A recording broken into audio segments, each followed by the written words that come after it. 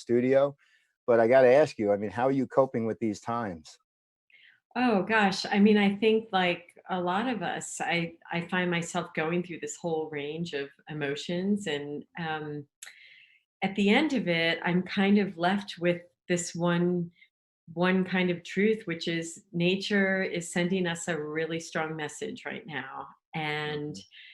um, and I feel like we just have to more than ever realize this, that we've got to take care of this planet because it comes back to impact all of us. Mhm. And that's sort of what my takeaway is. But in the meantime, I've rescued a couple animals because I'm, for the first time in years and years, maybe decades, I'm home more than I've ever. I mean, for the last few years, I've been home 21 days in every year. So it's actually kind of um, when you're not feeling any anxiety, it's sort of wonderful to be in one place for a little bit. I know because 9 times out of 10, I'm calling you and you're boarding a plane somewhere and say, "I'll get back to you, but I'm on my way to Kenya. I'm on my way to somewhere else." And I know you're constantly on the go, which is why we are so thankful that you can come to us now and tell these stories. And I want to make it clear, especially everybody tuning in, these are stories about photography. During these times, we want to inspire and educate. This has nothing to do with selling. So we want to stay focused on the backstories to some of these epic images that you shot. And I know it's not an easy task when we reach out to you and say, "Hey, can you pick 5 to 7 images of your entire, career of photography?" So that must have been a challenge in its own right. But before we get into the pictures, what I'd really love to do is, fill in a little bit about what your career has been. Talk about what your career started, where it started, give some people that may not know who Amy Vitale is a little insight into you and how you became the photographer you are today. Oh wow, that's a great question. I actually was a very gawky, painfully shy young woman and girl, and photography really was my little hidden superpower because the second I picked it up, it just gave me the courage to go out into the world and engage with people, and I love that about photography actually, because I think that it allows you to take the attention away from yourself and Mhm. focus on this beautiful world we live in and all the people, and it was kind of my hidden tool to going out in the world. And I also love, kind of as I look back on my career, I just also love this as a metaphor because it's really important to remember that sometimes the things that you perceive as your own shortcomings or your so-called weaknesses can Right. actually become your superpower, Sure. and it's all about your attitude and how you use things. So kind of I love that. And then I've chosen. You asked about the 5 to 7 pictures, and I actually took kind of keystone. They're not just about the picture, but it's really about the story behind every picture that were pretty profound points in my life, turning points in a way, Mhm. and kind of showing people the arc of my career and kind of these big transformative moments Mhm. that in the middle of it you don't see what it is actually. But when you look back on these things, you can actually really pinpoint what what were those transformative moments. And the interesting thing is, um, the the most sort of the biggest changes, the most positive points in my life came from the most challenging points. And so I like to think about that right now in a place where I know it is scary. It is a difficult. These are really uncertain times for everybody, and I just, if we can take harness that anxiety and that energy Right. and really take a deep breath and use it for this moment of your biggest creative turning point. It's a great moment to do that. If It's it's very, very well hard, but said. Yeah. Very well said, because I think when we break out of this, I think we will all be changed. And I think that we have to turn that into the biggest positives from what seems like science fiction right now, and Hollywood. It's just, it's staggering to see what's happening out on the streets. But and that's why we want to inspire people, like you said, take this time to kind of regroup and look for that path. Once we are clear to go back to the streets, and create some more, and do what you can at home to create or be creative.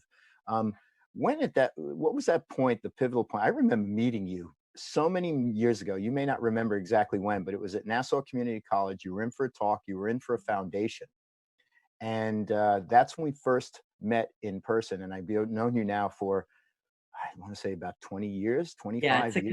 it's a Been a couple long time. decades. So, Woo! what's great about it is I know your story, but I don't know all the backstories. And from the other interviews I've done with McNally, Scary, Dave Black, and Corey Rich, a few others, we it was so much more learned. There was so much more learned because I have great relationships with all of you. So I can't wait to hear these backstories. What point did you know there's no turning back? Photography was going to be your career. Getty, National Geographic. I mean, you've worked for some major organizations. Talk a little bit about when you felt photography was it for you. Well, photography was always it for me, but I didn't actually know that you could have a career doing this. I And guess I should then, have said the career part. When did the career really start? yeah, and I mean, that was sort of a, kind of going for it when I was actually working as an editor first for USA Today, then I went to Associated Press, and I was working at a desk, really looking at news every day and learning the business of it. Mhm. And it was too scary to actually quit something that was stable. I had Right, a paycheck every week, and quitting for the unknown is the most terrifying thing, because right. what our brains do, like, our imaginations are amazing. We imagine the worst. Hmm. That's usually where our brains go. I wasn't ever thinking about what the best possibilities were. I was thinking about, that it would I didn't know what would happen by quitting, stability for the unknown. That was Hmm. the best thing I ever did. And for everybody out there, if there is something that you dream about, and you just let the narrative in your head take over, we all have to take a little bit of risk, and have a little bit of faith. And I finally the way I got around this was, I told myself, you know what? What if I fail? Hmm. You know what? All of this is still going to be here. I can always come back and get on my feet somehow. Um, but if I don't try to take that, that step into the unknown and maybe fail, I will be disappointed. I'll be more disappointed. Right. And so that to me was the most terrifying moment.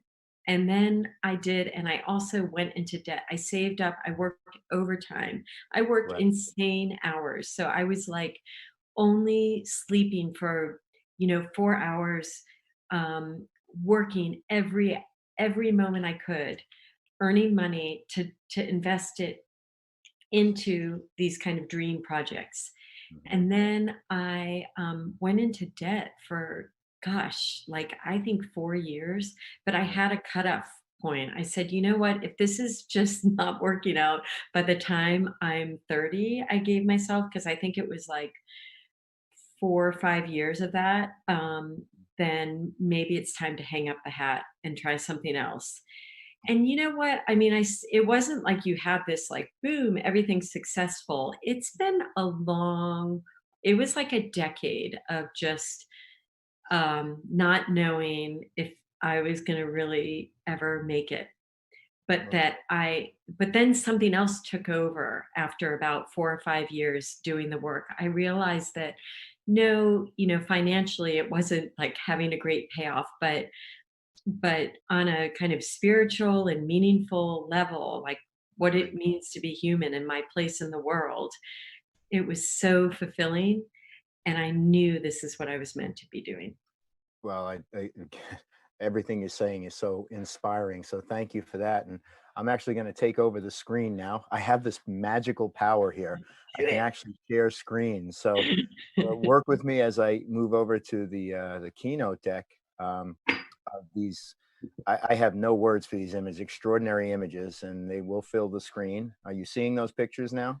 I sure am. Yeah. All right, so let's get into the stories. What is this picture? What it's about? What took Amy to this place to actually make it?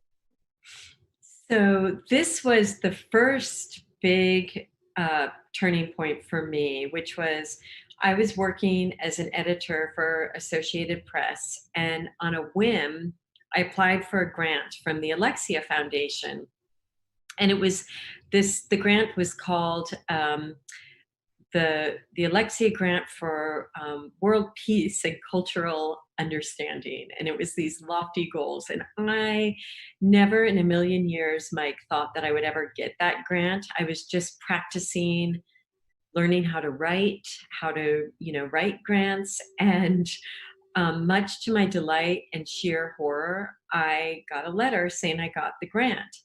And it Right. was to go to this tiny country in West Africa called Guinea-Bissau.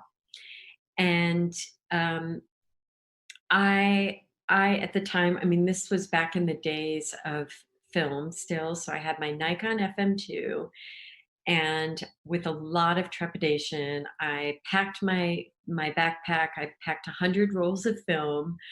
Um, it was just one camera body that I brought and a couple of lenses and anti-malaria medicine and a little bit of clothing, mosquito repellent, and off I went. Got on the plane. When I landed, I bought two huge sacks of rice and two chickens Okay. without really knowing what I was doing.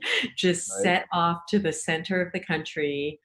um, and the reason I chose this country is because my sister had been in the Peace Corps there. There was a civil war, and I wanted to know what happened to her family, these people she loved. She spent 2.5 years living in a hut, in a mud hut, and I wanted to go and see what happened to these people that loved her and that she loved, and how civil war impacts people in really rural places. Hmm. Oh, and I got an English Poolar dictionary because guess what? Nobody speaks English there. And when I arrived, I thought that I was going to spend 2 weeks, maybe, maybe a few more weeks than that. But those weeks turned into months, and those months turned into half a year that I lived there. Wow. And I love this image because, when I went, I think that, uh, um, sorry, they're cleaning the street out there. Can you hear Okay. that? Yeah, well, the weather's gotten good here too, so we may hear all kinds of sounds, but I don't think we hear it on the recording, so we're Okay, good. sorry about that. If we So do, so anyway, what? okay. So I think before we go to any place, you read everything you possibly can. You do your Research. research, you try to Yep. learn it. And that's really important to do. But the one danger I would say is that sometimes we go to a place with the script already written in our head. We think we understand what the story is. And that's one really important lesson that Guinea-Bissau taught me, because I feel like when I went there, I had these two versions of the whole continent of Africa presented to me. There was the one version which was war, famine, plagues like Ebola, or the other extreme, you could go on a beautiful safari and see all these exotic animals.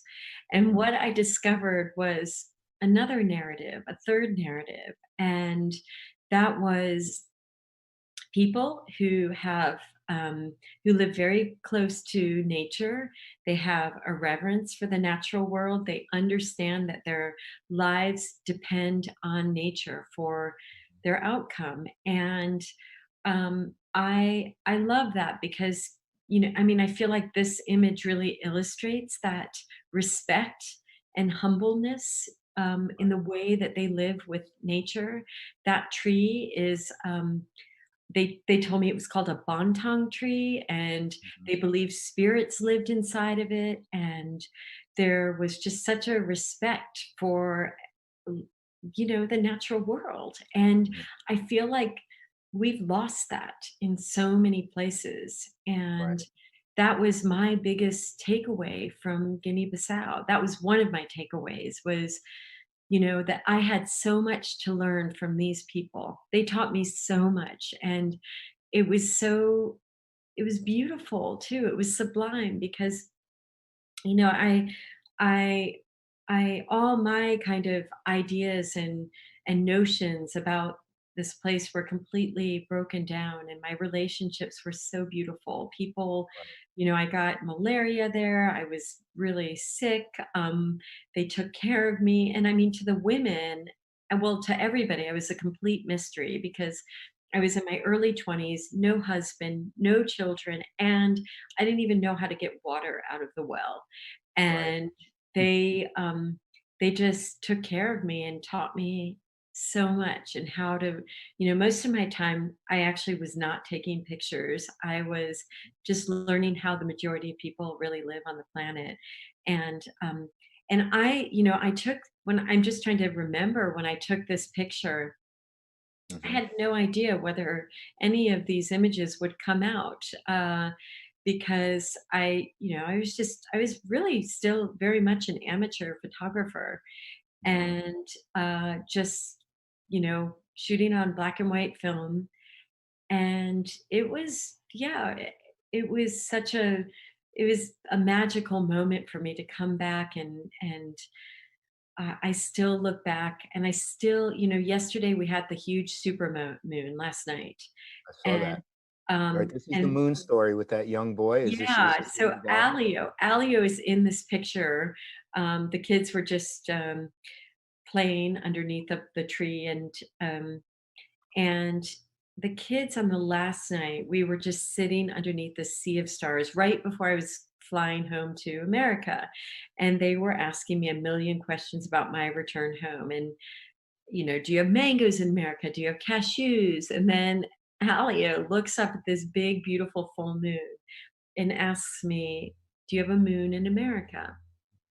And you know this story so well, but I love that I thought about it for for so many years. Just when you think about the moon from its perspective, looking down on this planet, you realize that there's a oneness. We are all intricately connected in this Yes.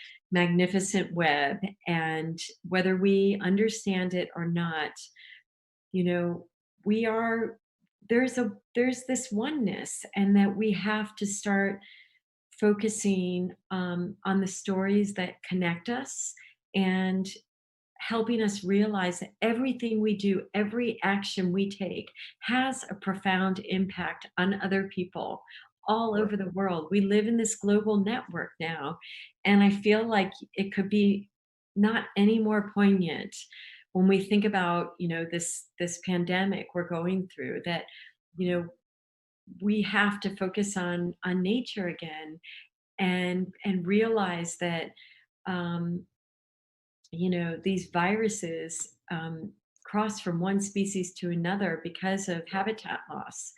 And so all of these things are connected, whether we understand it or not. And not to get preachy here, but just I think all of us could do a little more to just make, um, you know, protecting the beautiful biodiversity and the nature all around us, protecting these last habitats is so critical. And that's kind of my takeaway message from Guinea-Bissau. Beautiful.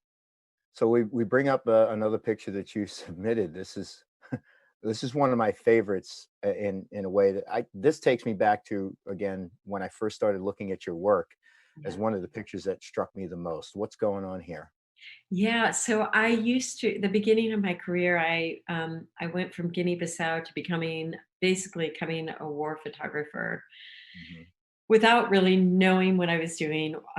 But I ended up spending almost a decade covering conflicts. And one of them was a place called Kashmir, which has been described since the 15th century as paradise on earth. It is one of the most beautiful places on the planet. It's in the Himalayas, and it's this piece of land that India and Pakistan have been fighting over since 1947. Mhm. When the British pulled out of the subcontinent, India and Pakistan were divided into two countries, and this little piece of land, um, they never decided which country it should become a part of, and so they had been at war. It's in the Guinness Book of World Records as the longest pending conflict in the world and the most militarized place on the planet.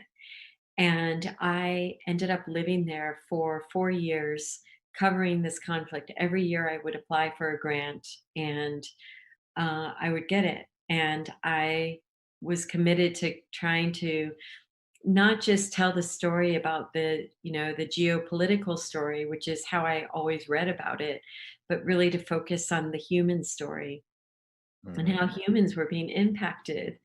And I I photographed this image. To me, is so, it's really presents kind of war, and in a way kind of the absurdity of our these wars that we're fighting all over the planet. Because if you can imagine, these are boats, they call them shikaras, that were made for tourists and honeymooners and maybe lovers. You see the little hearts painted on them, Mhm.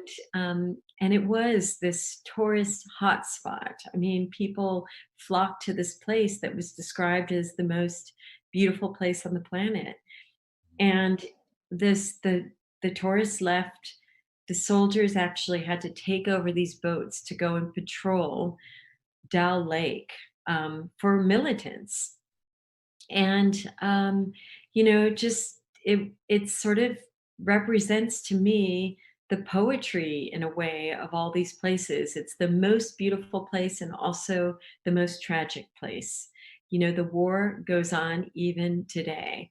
And then I want to give a little backstory about how I made this image. I really want to encourage people to go slow in their work, and don't be afraid to go back if you get the image. So I saw the soldiers patrolling Dell Lake one day, and I was living on a houseboat going to my place, and I saw these soldiers going by in a shikara, and I Mhm. photographed it with a long lens. I think it was like the 70 to 200 millimeter, and it was an okay image, but I just came back with the feeling like I needed to be on the boat with them to really, to get close, to show what, kind of the the the strange kind of juxtaposition of like beauty, and the fact that these guys are armed to the teeth, patrolling.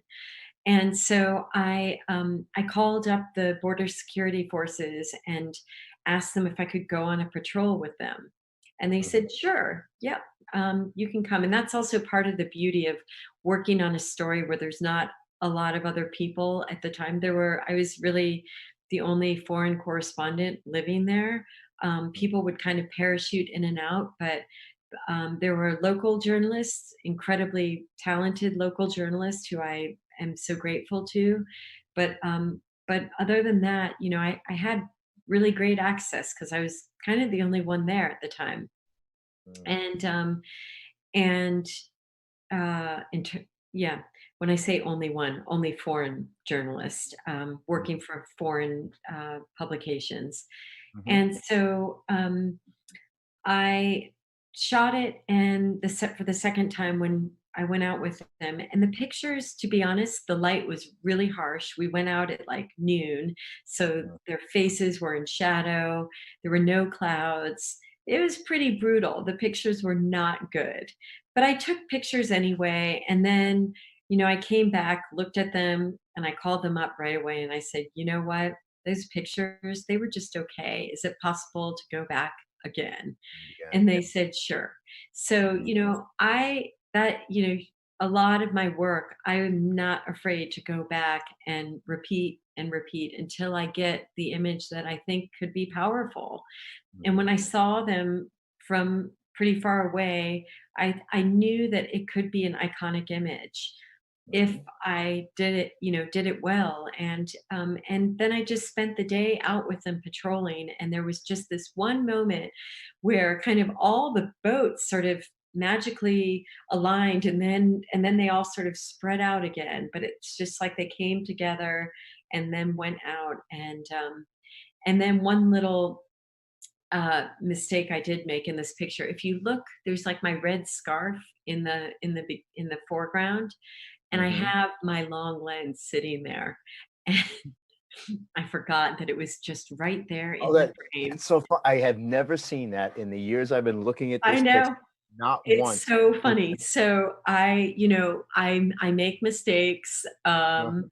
And it's we're all human, but people ask a lot about I one of my things is it's like I don't bring a lot of external flashes, Sure, particularly in sure. these kinds of moments, because I'm just trying to be as simple as possible. But even with this, I just had one camera body, two lenses, switched lenses, and look what you have. If I can say so, this picture, I swore at that point I look at it and go, "If I could ever take a picture this good," and I don't think I have, but, Which you I have. feel like I would have arrived. That's how I think everything you just said, for it to come together the way it does, from the color to the faces to the light to the alignment of the boats, is it's just magical. And, so really well done. But again, one of those pictures that will always be one of those pictures I look at in your portfolio and say, "Wow, one of my favorites." Thank you. Um, I'm going to move on. There's got to be an amazing story here. Talk about this. Yeah, and this is, the opposite side of that story. So I focused on both the military and all the people caught in the middle of this conflict. And it is such, I feel like all my pictures, you know, they're not just it's not about making a beautiful image for me. It's about having meaning, and in a way they're beautiful and heartbreaking too. Every single one of them. There's something that just I want people to feel, really feel, and be impacted and want to know more and become engaged with this world we live in, and frankly have more empathy for people. And I believe that the best way to create empathy is through intimacy and getting close. So it is very rare. I mean, my go-to lens is usually either the fixed 24 millimeter and sometimes that 24 to 70 millimeter. But I believe that you need to be physically close to people to make images intimate. And so this is a mother surrounded by her family after her daughter was killed in this, the longest conflict in the world, Kashmir. And um, Her name was Naz Banu, and it is just, it was heartbreaking. And the other thing the reason I'm able to get so close to people in, I think, these moments of deep grief and despair is because I really take time. I go slowly. I don't come rushing in. I Right. was they by the end of my time in Kashmir, we weren't allowed to have cell phones, even though everybody else had mobile phones in the world. But people were not. They were only allowed to have beepers. Does anybody even remember what a beeper was? Hmm. But you would get beeped if something happened. And by the time I had spent 4 years there, people knew who I was. They were beeping me when something happened. I was being invited into these situations because people wanted me to tell this side of the story too. And that's part of the great secret of, I think being a good storyteller is access. You need to get access. And to do that, you have to build trust and mutual respect. Hmm. And I was sitting with this family. also weeping. I mean, it is, you know, it's hard not to be impacted by everything that you see and witness. And the family did not mind me coming in close and getting an image like this. And I also noticed a lot of my work. There's a lot of hands in the pictures, and hands to me are, you know, it's about touch. It's about, you know, touching, you know, now that we're all separated right now with this COVID virus, you realize the importance of just physical, you know, our hands and being close, and that's such an important part of being human. Yes. um, and I think this, like a lot of my images, you'll see hands are a big part of it. And yeah, so that's kind of the backstory. But I spent all day with this family. They called me. I showed up there. I think a lot of journalists came in and out of there, but I stayed with them the whole day through the whole grieving process. Mhm. And yeah, this image is really important to me, and it also represents kind of the other side, the human cost of conflict. Right. I was going to say, it's come up constantly in these discussions I've been having with other photographers. It does play on the nature of relationships and developing a relationship. So maybe you're going to do something different than any other photographer because you have a more intimate relationship. And I love the fact that you become a part of the emotion too, because if you can't feel it, how can you tell the story? So again, I love the way you did cover both sides of that because they're just so two powerful pictures, two uniquely powerful pictures within the same story. And again, I know it's hard as a journalist to limit you to one picture per story, but it's nice to see a couple to see the both sides as we move on. I know wildlife conservation is huge for you and probably is the biggest part of where your career stands right now. Another picture, I have a print of this picture. I love it. Let's talk about the rhinos and what's going on here. Yeah, this was also another big turning point in my career when I had been covering conflict after conflict for quite a long time, and honestly was so filled with despair and depressed. And I needed to take a break. I knew for my own mental health, I could not, I was getting into dangerous situations, and that I needed to take a break. And in that moment, when I told myself, I need to take 6 months off to figure out what comes next. I had this that I heard about this story to move the last northern white rhinos from a zoo in the Czech Republic back to Africa. Hmm. And it sounded like a scene out of a Disney cartoon, right? You know, animals going back to Africa. I think they made a cartoon, Madagascar or something. Hmm. But the reality was is that this was this desperate last ditch effort to save a species, because at the time there were only 8 of them alive. Just 8, all in zoos. They had been poached to extinction in the wild. And something about meeting those majestic, humble, like just gentle, ancient creatures, like you look at them and you understand you're looking at this prehistoric creature that has survived on this planet for millions of years, but Hmm. couldn't survive mankind. Something about that just really stopped me in my tracks, put a dagger through my heart, and I just started to obsessively research this story. And Hmm. I was like, well, what do we do? What's the answer? Because everything I read about the poaching crisis really focused on the militarization, like we need to kill the poachers, we need to arm the guys with guns, and not to diminish the importance of that. I started wondering, well, what about the people living with the wildlife? What do they think? Because I never heard their perspective in any of the stories I was researching 10 years ago. And I started to look into, I was like, well, where's the hope? What do we do? I want answers now. And so I started to find these beautiful stories of indigenous communities who are the best protectors of the wildlife that they live with. You know, it turns out they're the key to saving what's left.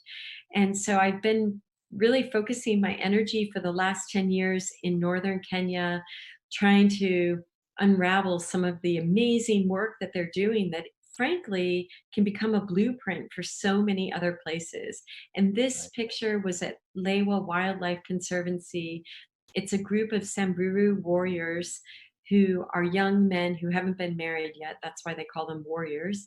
Hmm. And the Samburu are really like they dress in all these beads. They pride themselves on looking like butterflies, and they're so beautiful. But all of them had all these beaded bracelets, and they were meeting an orphaned black rhino, which was a different species than the northern white rhino.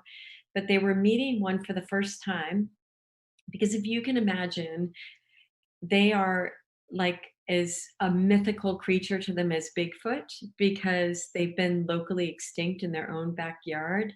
Right. And despite it being like some of the best habitat for rhino in the world, they were poached literally to local extinction. And so they had a dream to translocate rhino from parts of Kenya where they were doing well and healthy and and create a new conservancy in northern Kenya and bring back rhino where they had been missing for 25, 30 years. And it was this amazing moment because they all were reaching down, touching this baby rhino, petting it. Um, and they were shocked because they thought like, oh my gosh, we thought that rhino would be soft like our cows. We thought that their horns would be flexible like an elephant. They had all these, ideas about them because most of them had never even seen a photo of one. They were Hmm. just like this mystery to them. And then they even yelled at the rhino keeper and said, we found a tick on its face and you need to take better care of them. But it was just this beautiful reaction to be so close and see that there is love in the most unexpected places. And I'm happy to tell you that this sanctuary they created, they've already had 6 babies, and the Hmm. whole ecosystem has transformed in just a few years because once you bring back one keystone species, like all of nature is incredibly resilient. And the nature, the grass started to grow again, it attracted all these other species. And it was a beautiful story, and I continue to go back and try to find these stories there. I just, again, the moment is what it's about, right? And when you snapped the picture, when you took this picture, do you feel it? I mean, do you know? I mean, there are the hands, they're all there, the color is there, the texture is there, but the moment, the story is being told in this one frame. I mean, you got to feel great about that, no? Or Well, did it you was see it really as it was interesting. There happening? was a wonderful filmmaker there, Martin Buzora. It's a good friend of mine. And Hmm. he was there and he's like, my God, I filmed the whole thing. I was right there with you. I Right. didn't get that. And that is the interesting thing about still photography. I love filmmaking as well, but I do think still photography does have this incredible power because you freeze this 1 second, millisecond, 1 second, like this moment happened really quickly to get Yeah. all the alignment of the hands. And then like they moved and they were Mhm. just like, there was a lot of movement, and it was literally this just one moment frozen that I think captures, just the same thing. If you go back to the woman, Naz, with her family around her, it is Mhm. like this one moment of just love and touch, and like we're there for each other, but like you don't get it in the film. It's Mhm. so interesting. It's just a very different feeling. That's a story, beautiful story, beautifully told, Amy. Thanks. So okay, it's hard to not say this is another one of my favorite pictures because you picked all the great ones that I love, these Oh, thank tender you. moments. Talk a bit about this giraffe and this person. This is Lacoupenai, who is one of the most incredible human beings I know. And it's really funny because he's also Samburu, and I don't speak Samburu fluently. I can speak a handful of words, Mhm. and we communicate. I don't know how, but we just do. I adore him because he is so in touch with, I don't know what it means to be human, really. Mhm. Um, he is so the animals love him. He's raised so many different kinds of animals from, um, gosh, giraffe here, um, lion cubs, warthog babies, monkeys, elephants. He's now an elephant keeper, but this is a place that is my favorite place in the world. It is Sarara Camp. It's in northern Kenya, and it is the most incredible story about a community coming together to protect the wildlife. And it was the same kind of story 25, 30 years ago. Most of the wildlife had been poached, poachers had come in, and all the animals flee. You know, when elephants poach, all they're very smart creatures, and they know, and they go to safer ground. And so this was a desperate place. Nothing there. And the community came together, and they were suffering too. And they said, enough. We have to start protecting this landscape. And it's amazing because when they started protecting the landscape, it's like the animals know, they all come back. And Mhm. it's the same place where they set up the first indigenous owned and run elephant sanctuary in the world, called Riteti Elephant Sanctuary. I wear my elephant that they gave me. I will not take it off until that story is finished. But you know, it's they also rescue all these other animals, from Grevy's zebras, giraffe. But this is a baby giraffe that was orphaned named Fupi, who's since gone back to the wild.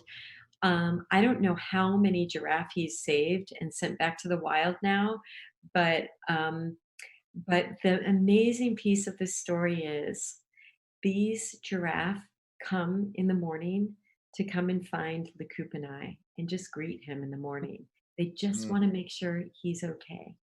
They Mhm. come to say hello. They also come when a new baby has arrived. It is the most insane thing I've ever heard, because people say, "Oh, giraffe don't communicate. They don't make sounds." Of course they communicate. Of course they have some way. Maybe those little ossicones on their heads are like antennas. I have no idea. But these giraffe, every single time a new orphan has arrived, they all who went back to the wild, all the ones that are rewilded, come back and they check on that baby.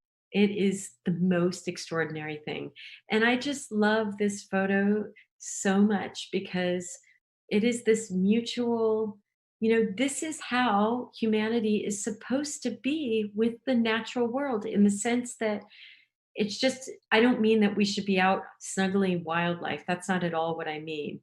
I mean, it is a metaphor for how we should love and respect every single creature, big and small, on this planet, because ultimately we need each other for our own survival. Mhm. Period. That's it. Yeah, that's so true. And again, the this picture is extraordinary. A little more fun when it comes to the pandas, right? You and I have a love of pandas. I mean, we have a love of so many different things, We do. and we laugh about that. We send our little emojis to each other about rhinos, pandas, giraffes, and sushi, and a whole bunch of other things. That's our little private thing that we just brought out to the real world. But this again, I don't know if a picture could ever be taken so perfectly like this one, and I can stare at it for hours and hours on end. Talk about the China government and the project that you worked on with pandas. This is one of the most fascinating stories I think you've told. Although I think the last picture we show is even going to be more impactful. But talk about the pandas in China and how you got involved. Okay, so a long time ago now, I was invited to be part of one of the first foreign film crews allowed to photograph this female. She was the first female captive born panda being sent back to the wild. And so, it was just this extraordinary opportunity to witness this. And we wanted to be sensitive actually to the panda who was leaving home forever. She must have been terrified. So the film crew, all of us dressed up in this costume like a tree so that we would be hidden behind trees and she wouldn't see us. And we were just trying to be empathetic to this panda. And so it ended up being the best thing. Empathy, again, empathy is the only tool you need really to be a good storyteller. And Mhm, it also goes across to animals. So the head of the panda program, who's affectionately called Papa Panda, mhm. saw me dressed in this tree costume, and he came up and gave me a hug, and he said, "Thank you so much for thinking about um, Hope was the panda's name. Thank you for thinking about Hope. Um, Mhm, I'm going to let you hold two baby pandas." mhm. And then I was like, "Oh, okay." And then he said, "And I want you to know, President Obama, he only hold one baby panda." Right. And so I knew, at this moment, I was like, okay, I've got my in. This man likes me, and I'm going to go back to National Geographic and pitch a story about pandas Mhm, because access again. I mean, this is not an easy story to get access to. I ended up making multiple trips over 3 years to tell every single piece of the story. And in the beginning, I was actually rejected because National Geographic said we did a story 8 years ago on on pandas and the effort to save them from extinction. And I had to then like really dig into the story, read everything I could possibly think about, learn everything about a panda. So mhm. much so that I literally started to feel like I was thinking like a panda. I mean, my whole life was panda, panda, panda. By the way, yesterday, did you guys read the story about in Hong Kong the pandas because all the tourists are gone? They've been trying to get them to breed for 10 years, and they finally, because there's no people around, the pandas bred on their own. Oh, no kidding. That's So, fast. but that's a aside. But anyway, I just like went down this rabbit hole of learning about pandas and pitched it again to Nat Geo. They accepted, and then I just really tried to go and get every single aspect I could. And one of the things that really surprised me about this story was that they have been on the planet for millions and millions of years, and were really elusive to humanity. I mean, we've turned them into these almost cartoonish, clownish characters, but the truth is, they're really, really a lot like rhinos in that they want to be left alone. They live in complete they live in these solitary lives. They only come to breed once a year for 24 to 72 hours. That's it. And then they're separate. And that's how they are in the wild. And if you look at ancient Chinese art, you'll see all these other pictures and representations of bears and bamboo and all these other wild animals, and you'll never see a representation of a panda bear because they remained hidden from humanity for so long. And the first one was only captured alive in 1936. Like, Mm, it's crazy when you think about that. And so it was really a challenge even getting this picture. This is a panda. She's in the biggest enclosure.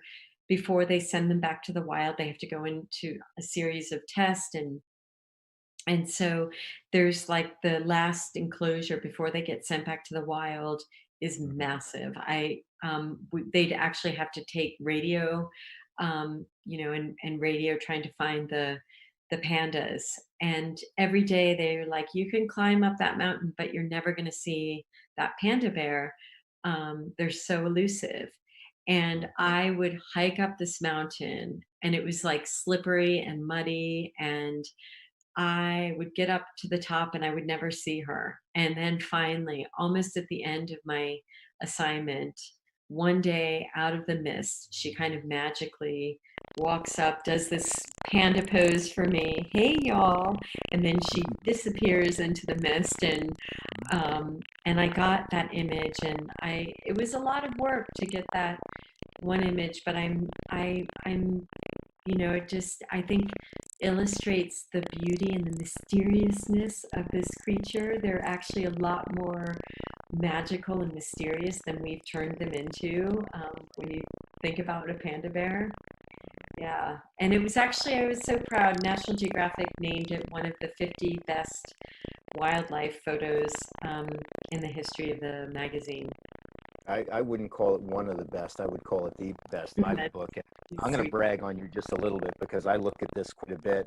I picked this book up, your book on pandas and the panda story, and it's just pretty phenomenal. And of course, I'm not putting this one on yet, but I love the gift you sent me from China, my panda hat, and I wear that frequently during our meetings with Nikon. You do.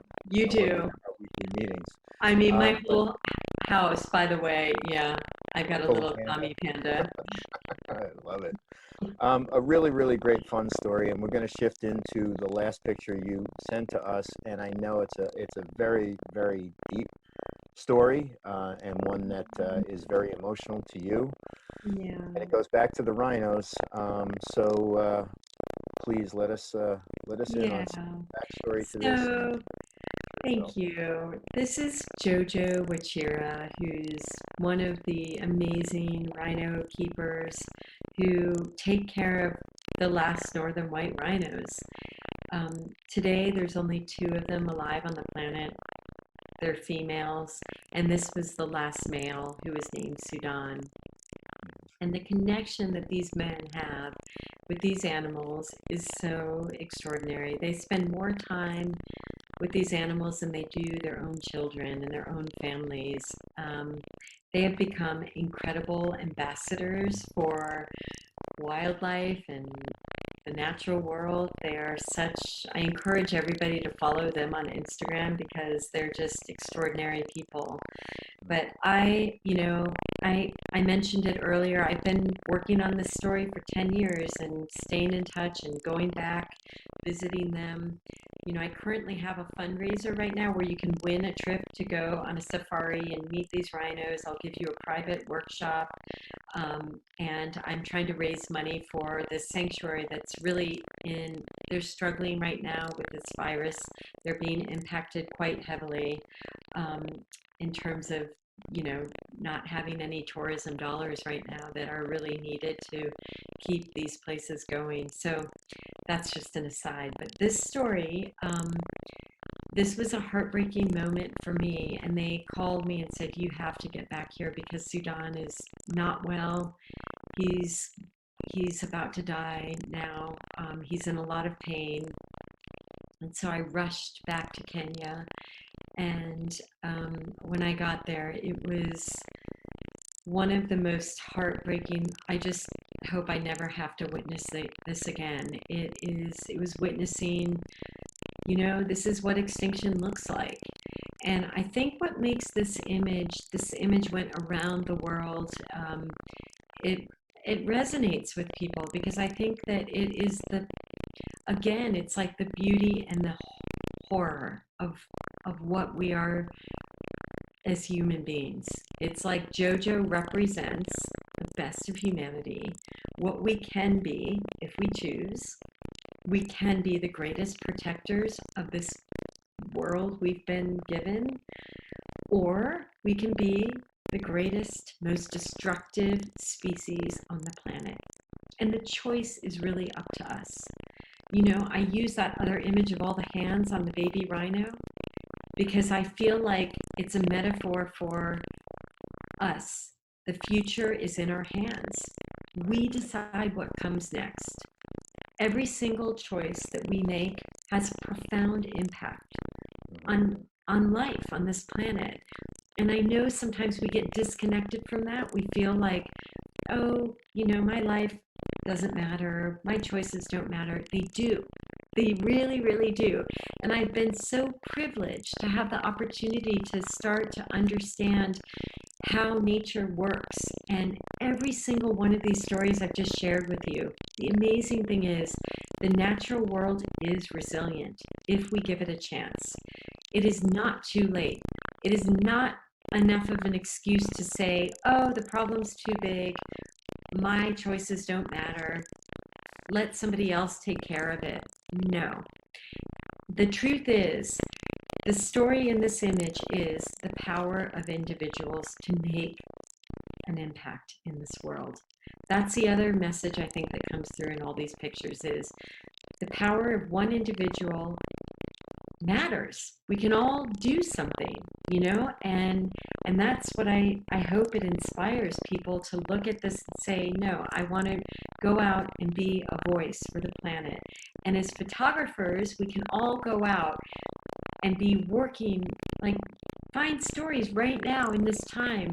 Even if you live in a city, nature is there. Nature is everywhere. It's all around us. So I hope that if anybody's listening, you use this as your inspiration to go out and be the voice for the voiceless. You know, as cliche as that sounds, nature needs us now more than ever, and that's the power. And to think that we are somehow separate from the natural world is, I think, really, really, you know, it's not true. We are all interconnected. And I think that's what this time right now is. So I want to challenge anybody listening to this.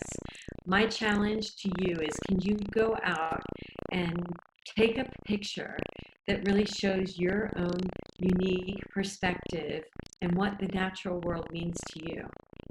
And slowing down, taking time. This image here took me 10 years to make, really. It was about building that relationship and knowing that this moment would come. But what can you do in your own backyard? Even through a window, can you show what the natural world looks to you, means to you? When you head home after you take this picture, are you full of emotion? I mean, I know you said it was emotional while you're there. I can't imagine you're sitting in a plane and you're flying back to the U.S. What's going on in your mind? I mean, you know, you've seen this picture because it's taken digitally, but that moment, the touch of the hand, the forehead touching, you know, the forehead of the rhino. What are you thinking on your way home? You know, it's actually the first time in a long time that I don't start weeping when I talk about this picture or look at it. It makes me cry. I don't know why. I think it's like, it represents so much to me, Mike. It represents not just the loss of a species that is magnificent and deserves to be here. That's not just what it represents to me. To me, it represents the loss of wonder, of how magical, like these are living unicorns in a way. They are the magic and the beauty, and this world is so beautiful still. You know, I just don't want people to forget that. We get hopeless sometimes, we get depressed, but don't allow the tragedy of the world. I really think having joy and seeing wonder in this world is an act of resistance. And it is so important to shine a light on, you know, the wonder and the beautiful possibilities in this world. We're suffering more than a loss of the ecosystem's health. We're suffering a loss of our own imagination. What will this world look like without these rhinos? What will it look like without all these? We are taking down, you know, we're going through what they call the sixth great extinction right now, which is very different than we've had 5 extinctions before this. This is a 6th extinction. And what's different about it is that it is purely human driven. That, you know, when you were asking, I actually don't look at my pictures that much. You know, I always feel like disappointed I feel like I never truly capture ever. I never do justice truly to what I've experienced then. Never. And I think it's the same here. Like I wish I could express to you also Jojo and James and Zachariah and all the keepers. There's 10 of them that take care of them. And then there's all the keepers over at Ratetti, and there's all these people that are on the front lines protecting the natural world and all these species. And I just love them. I get WhatsApp messages from them every day from different people there, and they are my heroes, and they are the warriors out there. And I just really think about them and think about, okay, well, what do I need to be doing today to try to make sure that we have a world that the next generations are going to be able to appreciate, and that we're not committing them to eternal poverty, because that is exactly what we're doing right now.